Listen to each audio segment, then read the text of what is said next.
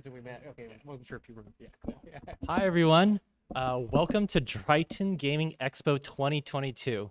I'd like to thank you all so much for coming out here. This is a really exciting day. This is the first time we're holding this convention in 3 years, in fact. So yeah, thank you all for coming here.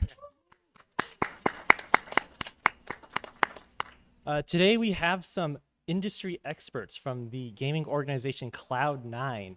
I'm super excited to have them here. At the end, you'll even get a chance to ask them some questions as well. And we also have a giveaway at the very end. We're giving away some exclusive Cloud9 jerseys.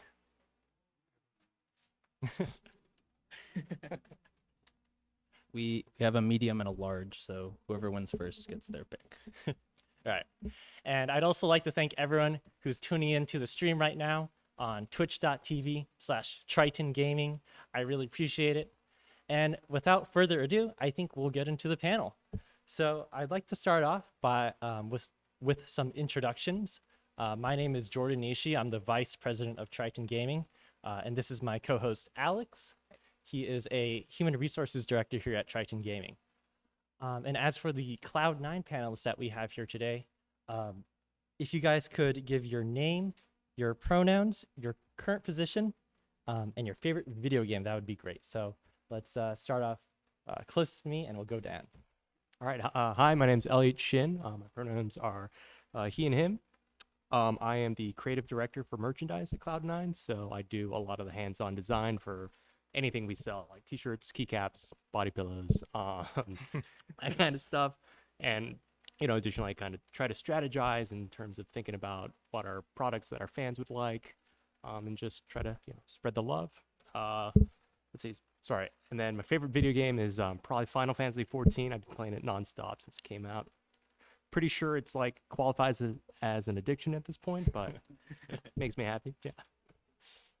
Hey everyone, my name is Bethany Piles. I am like her. I'm the director of coaching for Training Grounds at Cloud9. Let's see, favorite video game is probably Shenmue. Goes back to the Dreamcast for me. Anything new would probably have to be Apex Overwatch. My name is Vincent Lewis. My pronouns are he, him. My current position at Cloud9 is General Manager of Streamers and Content Creators. I was previously on the League of Legends team. I've been with Cloud9 I'm coming up on my 4-year anniversary. And my favorite game is a good question. Probably, if you have to go by hours played, it's probably WoW. But I'm also on the Final Fantasy 14 train lately. Yeah. Nice. Hi guys, my name is Nan Trin. I go by, my pronouns are he, him, his. My current position is HR coordinator for Cloud9 Esports. The majority of my duties are around recruiting, talent retention, employee engagement, just making sure that everyone's enjoying their time at Cloud9. My favorite video game is probably Valorant at the moment. I've been playing ever since release, trying to hit rating again, but it's really hard. But I'm getting there. All right, great. Thank you guys so much for your introductions.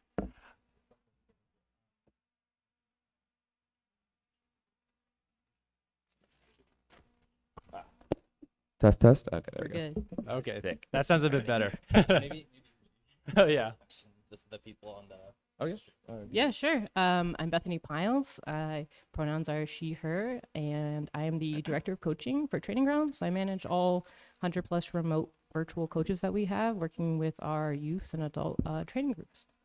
My name is Vincent Lewis. I go by he, him. I'm currently the general manager of streamers at Cloud9, and my favorite game is WoW. Okay, great. Sorry, Alex. So with the introductions out of the way, we'll move on to the questions. So I'll hand it off to Alex. Awesome. So we can start with some personal insights. We are going to go same way. So starting closest to us and All right. down. What is the most exciting thing about working in esports? What are the best and worst or most disappointing parts? So I think easily just the fact that the organization, has these teams that are highly competitive. I've never been at an organization or a company like this where it's we're so invested in the performance of our teams and just going into the weekend knowing that like we're going to be playing at like LCS or something. It's just there's just like this tangible energy that it's like new to me, and it's super exciting to be a part of it. And I think at the same time that's also kind of the worst part, because sometimes we'll have like there was like this one weekend in April when like we just had like loss after loss, and I remember coming in that Monday morning and like everyone's just a little bummed, like just the energy's so low. But it's because we care and we're so passionate about like what we do. And yeah, double-edged sword. I'm sure it's like 1,000 times worse for like Vincent, like, yeah, who's actually there. But yeah, even on like the corporate end, it's yeah, the energy's tangible. It's both cool and kind of bad. Yeah, but I love it. So I think I would say that like I love being in a place that's like pioneering. We're getting to innovate a lot. There's not a lot that we can't do. There's a lot of like drive to like think of something new, kind of what's something fresh we could bring, how can we change something or make it better. So I like always being on the edge of like improvement, development, changing things, looking at the space and maybe trying to rethink something. So at training grounds, we're always trying to think through, play and learning and how they connect and how we can do it better. So I love just like being able to like critically think every single day of like, what should we do? What's next for us? I think the most difficult part is probably that like things are always changing. There's always a new hot game. There's always things that fall off and are trendy, and just staying with like a balance of like what decisions are really worthwhile here is hard to make. But I'd also say like everybody also wants my job, or I think all of our jobs, and to stay very relevant in your field too, it's like pushes you to do that because there's so many people that want this job and want to be able to perform and do these things at Cloud9 and other places. So it keeps me on my toes to just think about, I'm grateful for the space that I'm in, and I love being here, but there's a lot of pressure too. Nice. Yeah, I mean, mine's also kind of in the similar vein. It's just about like bringing these teams of players together and just like watching them grow as like people and as players and everything, and then like watching them be able to execute that on stage is just like the best feeling in the world. On the flip side, yeah, the worst part is definitely the losses, is watching all those people grow and then watching them get beat up on stage day or week after week. It can be pretty rough. It's definitely a roller coaster, but it's extremely fun, and I wouldn't do anything else. Yeah, I think my answer is pretty similar to everyone else. I think it's really fun and exciting to work with others that are super passionate about esports, super passionate about winning as a team, even though we're not the actual players that are playing on stage. I think just supporting those players, it feels like you're a part of this whole organization, this whole like family altogether. I think it's really fun that we can set aside some time to actually like play games with one another too. For example, we played like a CS:GO match pretty recently with some of the Stratus fans. So I think that was very exciting and cool. Yeah, that's awesome. For this next question, let's flip up how we answer it. So starting furthest from us and then coming towards us. What made you decide, what made you decide to join your departments at Cloud9? How did you get into Cloud9, and what do you like about it? And was esports always something you wanted to join or be a part of? Yeah, I think for me, esports is something I've always wanted to do. I've been a gamer for as long as I can remember, and I always knew that I want to, work in esports. I think the path to get here was definitely not something that was easy at first. There wasn't a lot of resources growing up on how to get to where I am, so I kind of just had to figure it all out by myself. That's why right now I want to give back to the community by really working with like collegiate esports to give students the opportunity to get into the esports industry. And I think getting here, I just threw my hand in the ring after getting some HR experience, and then from there I got really lucky. I think during the interview process, I just had to really show how passionate I was about esports and about Cloud9. I think that's what really sets you apart from like everyone else that's also applying for the same position. For me, my path into esports, I kind of stumbled into it. So like basically I just graduated and I was about to transfer for film school. I was a film major before. But on the side, I was always like running tournaments at people's houses, and I was active in like college clubs and all that kind of stuff. And it was just a thing where it was like, I was always really bad at video games. Like, at least out of my friend group, I'm the worst. So it was something of like, okay, like I still like my friends, they still like video games. So like I would just ended up being the person who would like organize everything. So it's like I'd get people to tournaments, or I'd like get us rooms to play in, or get us like CRTs to play Smash on or whatever. And I would just like organize events, and it was just something I was doing on the side for fun. And one of my friends was like, "Hey, we're gonna go start this startup out in Vegas. Like, you should come join." And I was like, "Yeah, I'll take a gap year. Yeah, I'll transfer to film school later." And then I just kind of end up here, just going through just different esports like venues and stuff like that. And yeah, so I'm at Cloud9. For me, I was actually a caseworker, was a refugee caseworker, and I was on the hotline for intimate partner violence. And both of those jobs were really taxing for me, just emotionally and physically. The grind was just not something I knew I could do like long term. So I was looking for other options, and I was coaching youth basketball and just loved kind of like development trainings, athletics. I was gaming on the side. And I found a group called Connected Camps. They're actually part of UCI. Two professors from UCI have Connected Camps, and they brought me on to build a coaching program alongside with a partner of theirs. And it was kind of just never done. They didn't have anybody to build it. And I was there for about 3 years just pioneering this coaching program for high schools. So I had about 60 remote coaches that I hired, managed, and was placing into high schools. And around the same time that program was sort of ending because of budgets, Cloud9 was starting training grounds and it was ramping up. And someone referred me for the position, said, "You look, you've already been doing this. This is exactly what kind of next phase for you is." And the process to get to Cloud9 was rigorous. I think I did 3 or 4 different types of interviews, panels, all sorts of things to get in. Did a presentation on how I would develop a coaching program, how I would see it through from budgets to management to new tools and softwares that I would implement. And then a decision was made, but it was a long process, probably about a month or so of just like meeting people, directors, and then being placed in the position. For me, not to age myself, but when I went to college, gaming was not cool, despite me having done it all my life. And it was like my primary hobby and my love. So when I found myself graduating, I was like, oh, that'd be really cool to like do something in gaming. Okay, this was like in 2010.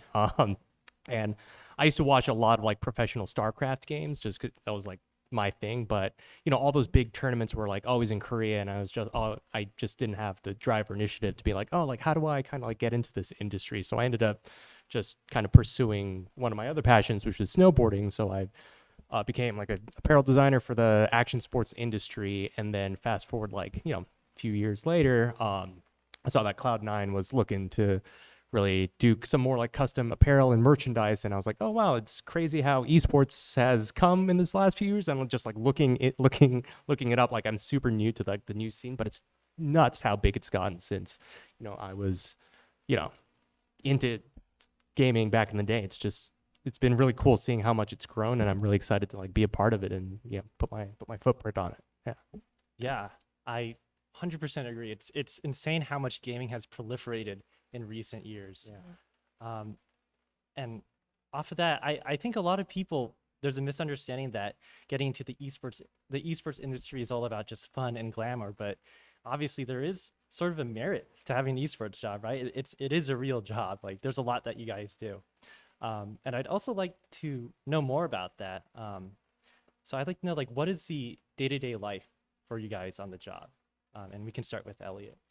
I wish I had a cooler answer for you. At least for me, it's pretty much like any corporate office job. I answer emails. I dodge some emails. I try to knock out my to-do list that I never get done all the way every week. But there's a good side to that, because no matter what, like I feel like work is always going to be work. But if you're doing it in like an industry that you like and your peers have the same interests as you and you're all working towards something that, it sounds cheesy, but you believe in, it makes work fun, at least as much as it can be. Like I really enjoy, showing up to work every day. Like Nan was saying, like sometimes we'll break off to just play games together, because that's what our shared interest is. And if you're going to be working at a corporate job, you may as well be doing it in an industry that you enjoy.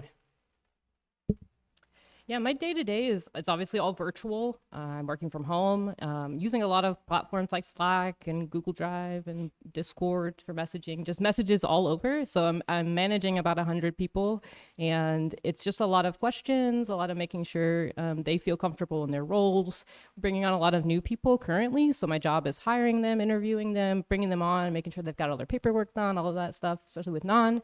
And then, yeah, making sure once they're in that role, they're getting professional development. So I'm the one bringing in people to train them. I have a set amount of hours throughout the year that I try to plan for. So I have like PCA, Positive Coaching Alliance, come in and do some things, do all sorts of trainings. And then it's also QA. So has the performance of our coaches? So just quality assurance, making sure coaches are coaching the way we'd like them to, a lot of VOD review.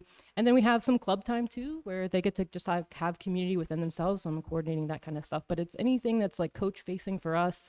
And then, of course, I'm on a larger team talking about curriculum that we use and talking about next camps that we're going to run, things like that. I got a hand in just TG in general.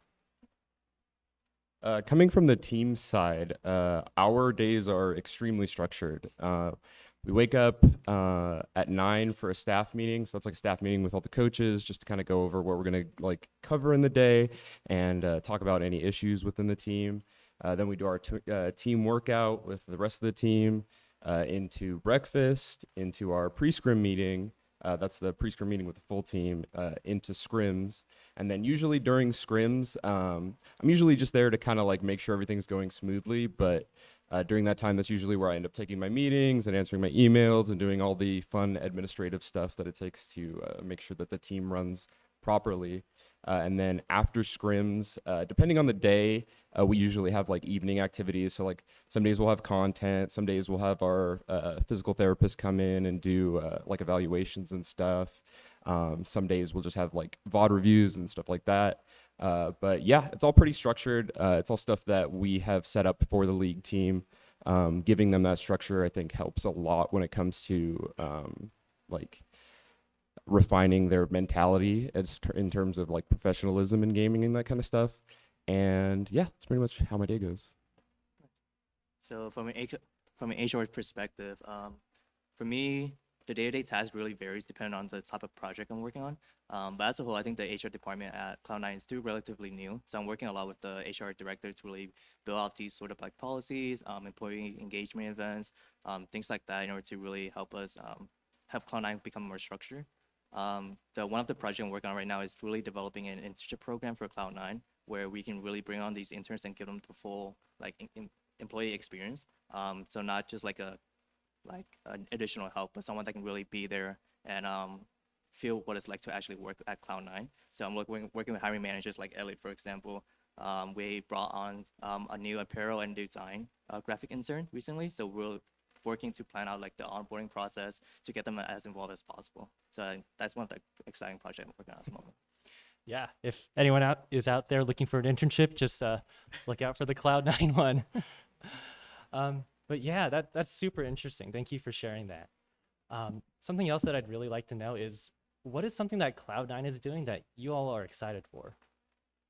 On my end, it's definitely just making some cool clothes. No, but having worked in like like the surf and skate industry, like those, if you think about those two kind of aesthetics and cultures, they've been so defined over just like decades worth of like looks, and you can picture in your head like what a surfer or skater would look like. But for gaming, it's like it's kind of new, and it's just this widespread hobby, and it like brings a lot of people from different backgrounds together. And I think for me, part of the fun and excitement is trying to make something cool that people would appreciate from a lot of different backgrounds, and is at the same time able to really speak to the love that we have for gaming and what we do. So excited to do more. And yeah. For training grounds, we just released a partnership actually that we're really excited about with LeagueSpot and a group called Stride.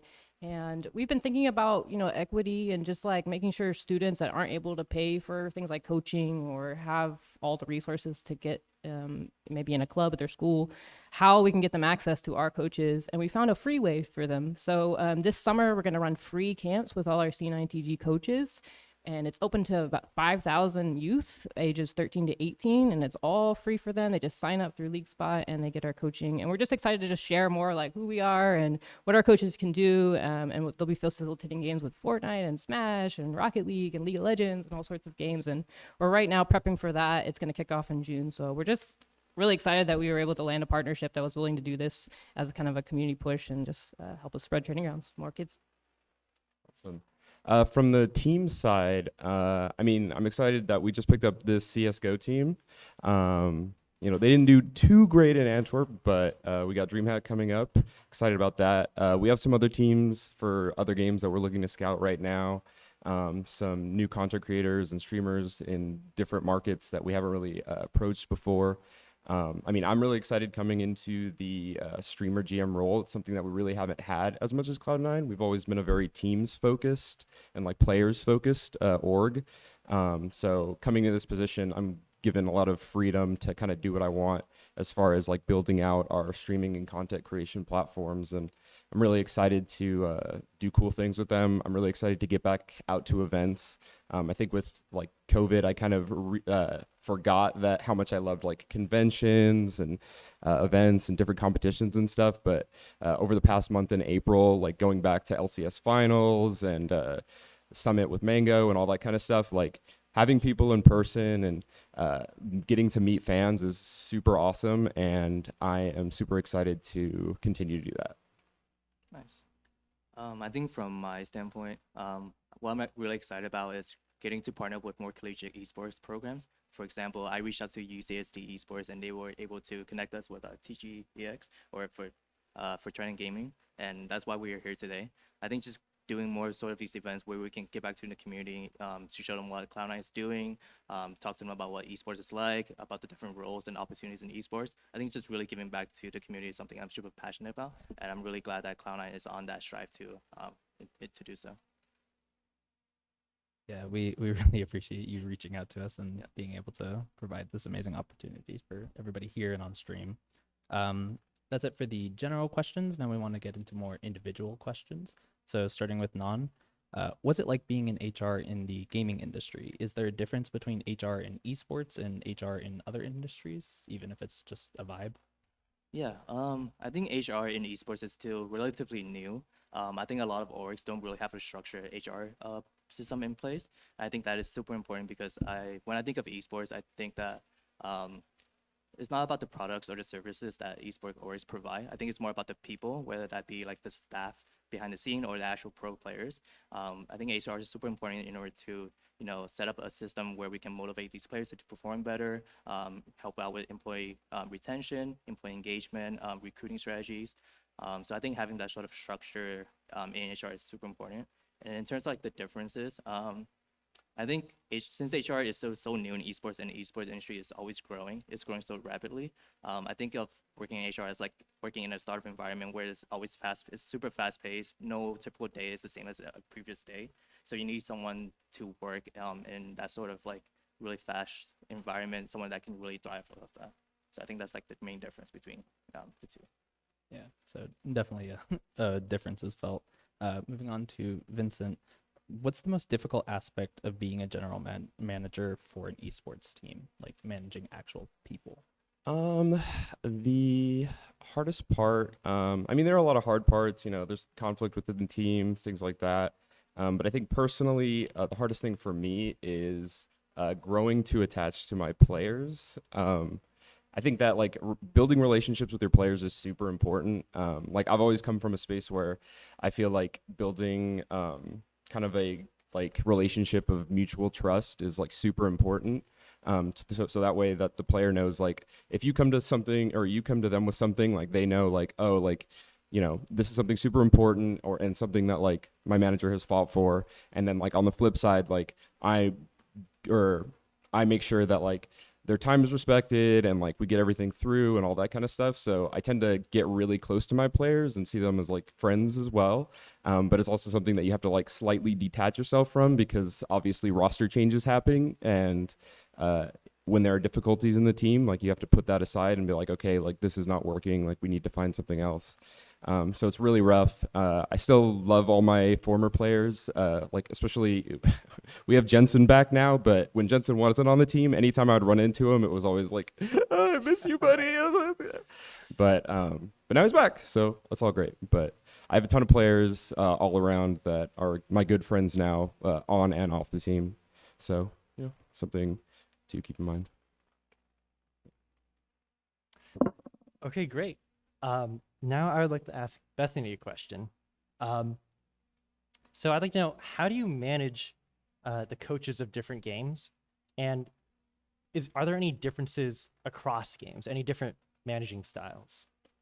Management style, I would say no, but development, yeah.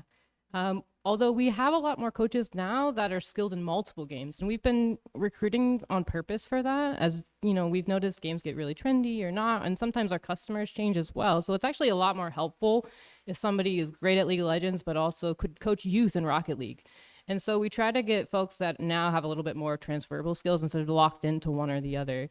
But we've started doing something called clubs. So these club times run with veteran coaches that have already been on staff at least a year or more.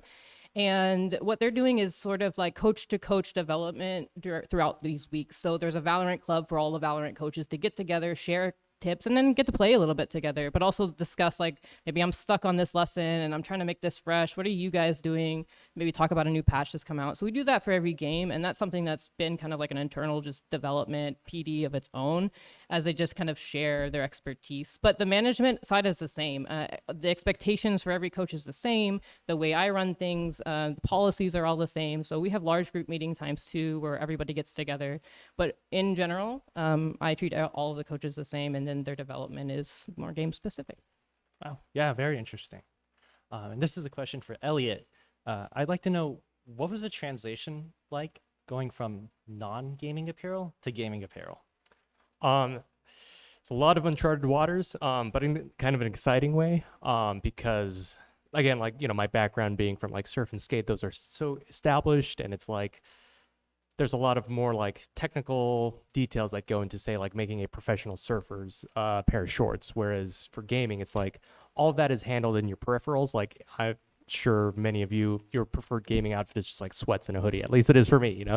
So a lot of it is we kind of like divorce ourselves from that technical side and instead try to be like, oh, how do we communicate this like lifestyle? How do we communicate all the things we like about gaming and gaming culture and esports, and how do we translate that outwardly? And that's something that, as I've been in this role, I've been trying to figure out, and it's been really fun to just see how passionate not only just Cloud9's fans are, but esports in general, and trying to like marry those all those elements and make them, come to life in a garment is super awesome. Yeah. Yeah, thank you. That's very insightful. Yeah, so now we want to move on to any wisdom that you might have that you can pass down onto people trying to go into the industry. So starting closest to us and then moving forward, what advice do you have for people going into the gaming industry or who want to go into like an esports org in general? Let's see. I think so. I saw this a lot I know that I just keep talking about surfing and skating, but because that was my previous role, I see a lot of similarities in that they're both action sports and esports are, they're very popular industries that people just want to get into, and people just love that lifestyle or love those sports. And something that I saw kind of in my previous career was it's going to be very important for you to just get your foot in the door. I don't think a lot of us aren't lucky enough to like just have our dream job pop up one day. So it's important to understand that just getting that industry experience, learning a lot just about the culture, and kind of getting some, know-how in like how esports works is going to be very valuable. Because again, your dream job's not going to pop up every day, but when it does, it's going to be great if you, have experience working for an organization or working for some kind of gaming related community, and that's going to give you such a leg up.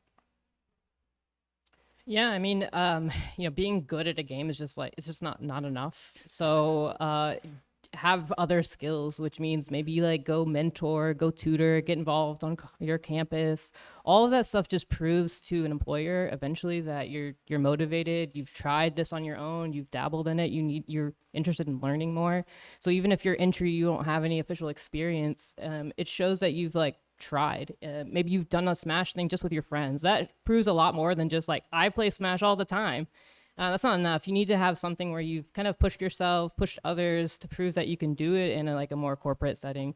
But it doesn't take a lot. Just start small and start local. All that stuff works too. Anything grassroots will right now just show a lot of just tenacity. Yeah, no, I definitely agree with that. It's just get involved wherever you can, with whatever events you can, show up to, any local gaming conventions, any local competitions, all that kind of stuff. And just like volunteer if you can, get whatever work experience you can in there. Do your best. Like, when you show up to an event and really give it your all and do everything that you can to like make that event successful, like people notice and like you make connections and you talk to people at these events and stuff like that. And yeah, I have tons of people like throughout my career that I met at a one-off at a convention, and we just became friends for years. And people at different orgs, different video game developers, stuff like that. So you never know where people end up, and you never know where those connections might lead you. So I just say, as you guys are, involved in your campus clubs and stuff, like keep doing it, do everything you can, like dream big, try to do whatever. Like it may not always work out, but you get the experience and you take it on to the next one. Yeah, I definitely agree with everything everyone has said so far. I think from my standpoint as an HR professional and that's in charge of mainly the recruiting aspect of Cloud9, I think that having transfer skills and having job experience is definitely really important. Having that esports knowledge and gaming passion is the bonus, right? What we like to say here at Cloud9 is definitely is a lot easier to learn about esports and gaming than it is to actually learn those skills that you can apply to your role. So go get any sort of experience in the job that you're looking for, internships, entry level positions, anything like that, and then build on that experience and then talk about your passion for esports. I think those two things combined is what makes your application stands out a lot more than the other applications that do come in.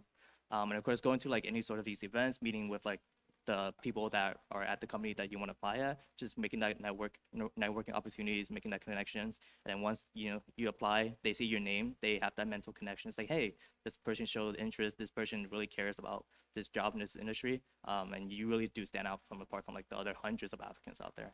So that would be my advice in terms of like the recruiting standpoint. Yeah, that is all very sound advice. And speaking of getting your foot into the door, just saying for any of you UCSD students, Triton Gaming, UCSD Esports, we host recruitment every year. So be on the lookout for that. Very true. So one last question from us before we move on to the raffle and audience questions. What advice would you give your past self?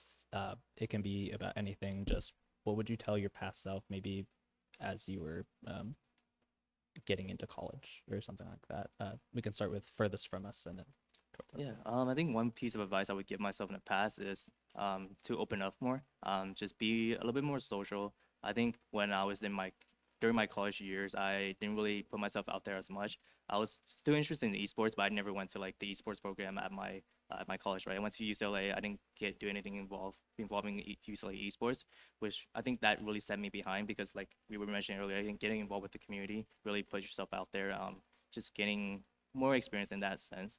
So yeah, just mainly just being more open to trying new things. A lot of people are shy at first, but I think really going through all these different experiences, you can really learn a lot about yourself as a person and just find things that you're super passionate about and interested in. I would say to make sure you keep a better work-life balance. I think it's very easy to lose yourself in your work when you're working on something that you're really passionate about. But I think you really need to give yourself time to recover and relax and all that kind of stuff. I know like there are some times where I'll be gone for 2 months at a time in Korea for worlds or boot camps or whatever. And I'll just be like on the grind the entire time. And then I'll get back and just be like completely dead. So just tell myself to take a break once in a while. So. That's a good one. I think I just encourage myself to just trust my gut and trust the process that I was in. I think I wouldn't change anything about how I got here. And I think I just remind myself I'm capable. I think maybe a lot of you too don't maybe not think like you're qualified at that start and like, am I really? Can I? You question yourself, and I've done that. And I think I've even shied away from other jobs and positions, maybe even earlier, thinking like, no, I'm not. But just take a shot. There's no harm in doing that. I've applied to a lot of other places while I was, looking for Cloud9 work too. So I think there's a lot of interesting things that you come just from like taking a shot. Even if you think you're not qualified or the job description's a little off or you're not sure, you should just go for it. That has gotten me way further than I ever thought it could. For me, I think I would have told myself that, it's gonna be okay. I remember just kind of getting out of college and like, just being so anxious about, oh, am I gonna make it in my career? Am I gonna find something I want to do? And yeah, probably yes. It's probably gonna suck for a lot, but it's at the end of the day, you're gonna make it because it's kind of this self-fulfilling prophecy, of like if you're worried about it, then you don't have to worry about it because you worrying about it means that you're conscientious of all the hard work you're gonna need to do, and it's gonna propel you to do it. So you shouldn't worry about it, but you still should worry about it. Do you know what I mean? That doesn't make any sense. What I'm trying to say is do everything you can to ensure you're set up for success. Handle all of your business, but also just take time to relax. Kind of as Vincent said, it's okay to chill out for a bit. Well, yeah, thank you so much for those words of advice. And I think I can say on behalf of all the anxious college students that we really appreciate those words of reassurance. So yeah, thank you. Yeah, so that is it for our questions. Can we get a round of applause for our panelists? We really appreciate you coming out. Now we're going to move on to the raffle. So we have 2 Cloud9 jerseys. One is a medium, one is a large. Whoever wins first will get to choose which one they get. The other person will get what they get.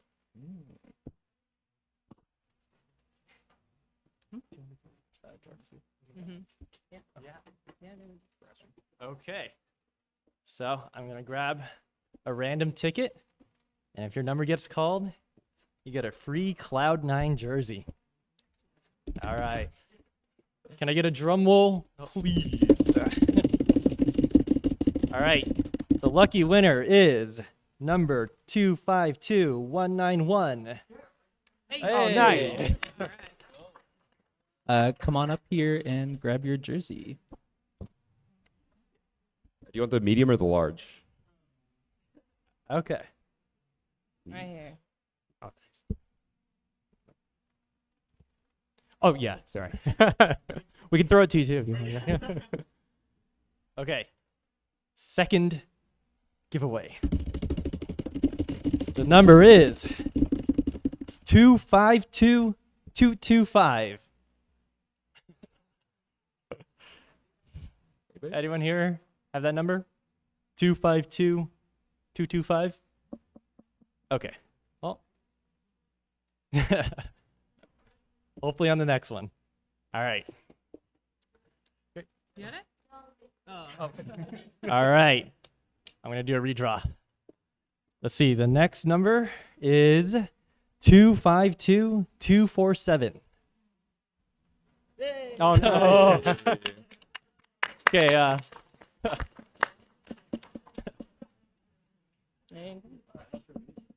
Wow. Love your cosplay, by the way. Okay. And are we giving away those jerseys Yeah. as well? They Okay. can have. We're gonna have more at the booth, so I don't think Yeah, we you can just there's hand a those lot. out. So You want to raffle them? now they're all different You sizes. just hand People those just have out. them. Okay. If you want one, Um, their shirts up here till they're gone. Yeah. Well, if you want a free jersey, there's some ones up here. Yeah. Training rounds. Training rounds. Yeah, Training training grounds grounds. Don't hype it up too much. It's not worth Please don't run. it. But yeah, thank you everyone so much for coming to our Cloud9 panel. Thank you to all of our wonderful panelists. We really enjoyed hearing your responses to our questions. And yeah, everyone on the live stream, we're going to be having a panel in about 1 hour, so stay tuned. Everyone else in here, we'll also be having a panel along with the giveaway. So yeah, thank you guys so much for coming. Yeah, thank you so much. Thank you. Thank you. Yeah, thanks for having us. Yeah.